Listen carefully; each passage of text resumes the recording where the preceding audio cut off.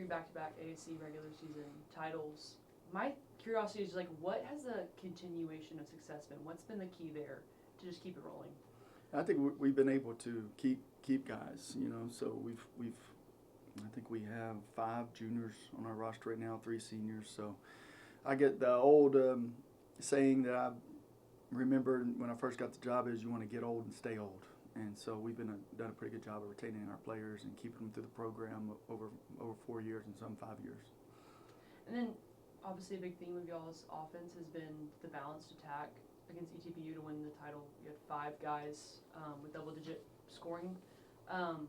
That too, how is that? Just that's who those guys are, and it just happens every game, or what's the key to getting them in the right spots and having that many options? Yeah, they're unselfish. Our post player Chris Bryant, he's always drawing 2 or 3 defenders every time down the court, so it opens up a lot of opportunities for guys. And we have a lot of weapons, and so the guys we've talked about from the beginning of the year that doesn't matter who scores all the points, just find your shot that's within the offense, and whoever's big that night is big that night. So I think we have 5 averaging in double figures, and then 2 or 3 that average about 8 points a game. So that's rare for sure.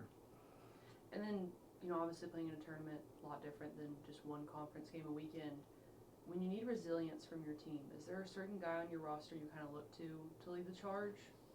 Yeah, I mean, a lot of our stuff does run through Chris, and when you're talking about the top conference tournament, playing 2 games in one day, we've kind of prepared ourselves for that. We've played a tremendous non-conference schedule, and we'd have 3 games in 4 days or 4 games in 7 days. So we're used to that, and then also our depth, to play 2 games in a row, it's a big help. And then obviously you've seen all your conference opponents now. How do you think that's going to change their approach onto, your offense, knowing you have that much depth, like you mentioned? How is that going to change, their game plan and yours? Yeah, I'm curious to see how that's going to play out because we do know each other so well. Obviously it's been a week or 2 when we played these opponents. So yeah, we're very familiar with our opponent. As they are with us as well. So I don't think it'll probably change a whole lot. But we'll be ready for it. And then obviously, winner gets the bid to the NCAA tournament. That's obviously the goal in mind, but at the same time, what's the game plan for having guys focus on just one at a time? Yeah, we talk about that every day. It's just one day at a time, win the day. We talk about being 1-0 for the day. That's the goal. It's been the goal for us from the very beginning. We had a great run last year. A lot of those guys are back, so they understand what's at stake, and they understand the magnitude of playing in the NCAA tournament. So I think they've been focused on this weekend for a long time now. And you mentioned your juniors. Chris is a junior, Asher's a junior too, right? Mm-hmm. They're still younger in the system. I guess they're not a senior. Right. Leadership from those 2 guys, how important is that going to be to extend your season? Huge. We also have 3 seniors. 2 are transfers. They've been here 2 years, but Travion Howe has been here all 4 years. And I was just talking about this a couple of days ago. Travion, he brings an edge to the team, but since he's been in the program 4 years, he's always in the right spot. So those juniors have played a ton of minutes, so they're kind of the same way. So I think it's been a collective more than just a single person that's kind of leading us and motivating our team to be the best version they can be. And then you talked about y'all's run last season. Do you, as a coach, draw on that experience, or are you just kind of completely like, that's in the past, we have to focus on now? A little of both. Earlier in the season we talked a lot about it, and then it turned into, hey, we're a different team now. This is not last year. So a little of both. I think the guys that went through that and got to experience that, and there's 10 of them on our team that returned. They understand what this tournament is about and what it can lead to. So it motivates them. I was talking to Jackie. Y'all win the ASC title back-to-back seasons, then you go off on a break, and then you come back to it. What was the progress like to get back to that point again? Yeah, so after winning the second year, we graduated 4 COVID seniors. And so we were kind of in a rebuilding situation. We had a lot of young players, a lot of inexperienced players. So last year really just gave us a chance to kind of work through that and give freshmen and then some transfers, that valuable experience they needed to be ready for kind of making a run this year. And then talking about freshmen, she had a great season last season. All these accolades, all these titles, but how did you keep that development going to this season to keep her rolling on the highest level? Well, Jackie's a very self-motivated player. She worked super hard all summer long, just staying in shape, but working on her game, developing in some different ways. She knew that it would be harder, and that was part of our conversation when she left my office and left school for the summer.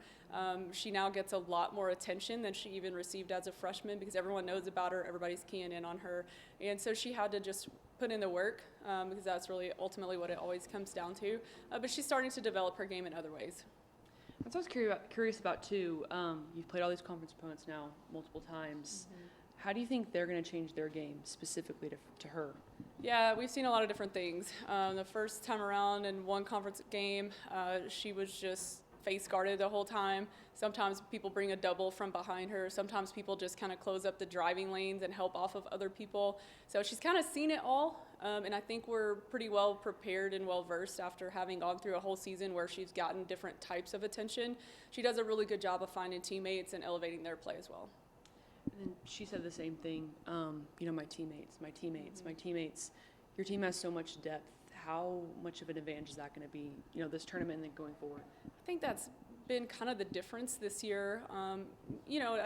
As athletes, you don't always have your very best game every single time, and so we've seen different players step up from game to game, and if somebody's not shooting it particularly well for them, we usually have somebody step in off the bench and they're hitting shots, and so that's been helpful just to have kind of some different looks in that way. And then obviously when you get into the tournament, you got to play back-to-back nights, and so you need fresh legs and you need to be able to kind of spread those minutes around.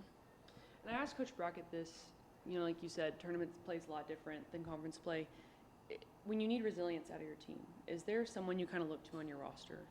Yeah, again, we're pretty young, and so I would just kind of say our sophomore class, they've become our vocal leaders. They got a lot of minutes as freshmen, and then our starting point guard, Caroline Croft, as well. So they're the ones that kind of step up big when we really need it, and also just speak into the team. And then going back to Jackie, she's a younger girl on this team, like you mentioned.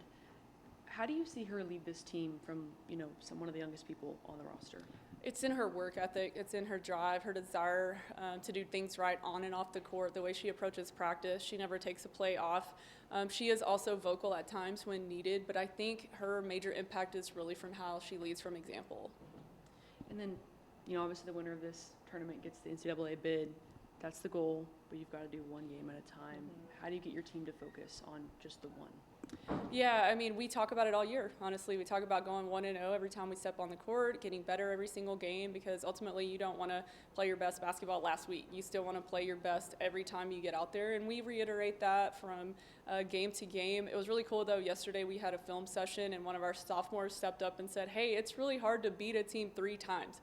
So we have to approach practice understanding that and be focused and logged in, and so to know that kind of they're hearing me, but now they're sharing those same sentiments, it's pretty impressive. And then headed into the tournament, fresh legs is really important. Again, the importance of that depth on your roster. I think you have like 3 or 4 or 5 girls continuously averaging double digits a game. How do you fall back on that maybe when your defense is struggling or if your offense is struggling?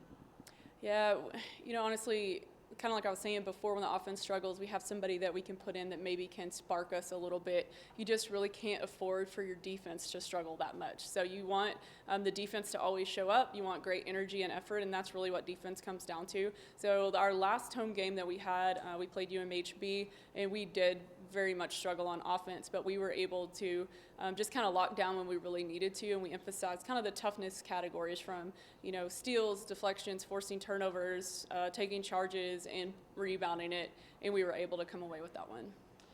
From an outsider point of view, I think what sticks out about your team is the points in transition. Is that something you think these girls just kind of came with, or is that something you really harp on them in practice? No, that's day one. That's day one. Part of what we do. It's hard to stop somebody when, it's hard to score when the defense is already set. And so we want to find the easiest looks as early in the shot clock as possible. We also recruit to that. So we try to recruit players that are fast and they can get out and run and score early in the clock. And Jackie is a big part of that because she can rebound and push herself. We don't have to outlet to the point guard all the time, and that gets people open. And then to Jackie, talk about momentum. That's something she said she was really proud of herself, is being able to build momentum for her teammates to, take over. How have you seen her do that just game after game? Well, she keeps growing, and that's important. I mean, she's just a sophomore, so to see her continue to get better and to find ways to get other teammates open and elevate her game all throughout, I think that just elevates everyone else too. She's a really good driver, really good at transition and getting out one-on-one, but now they've started to send 2-3 people deep on her, and she's doing a good job of finding the open kick out or throwing it up to a teammate, and that just makes everyone better. Last one, y'all put together a win streak heading into the tournament. Confidence-wise, what do you think that's going to do for y'all? I think even more than the win streak, we played really well on Saturday, and so you always want to build off of that last appearance. And we played well in a gym that we have not traditionally always played well in. So to me, that was a little bigger. I mean, I kind of stood on the sidelines going, okay, they're focused, they're ready for this time of year. So I'm really excited about where we are.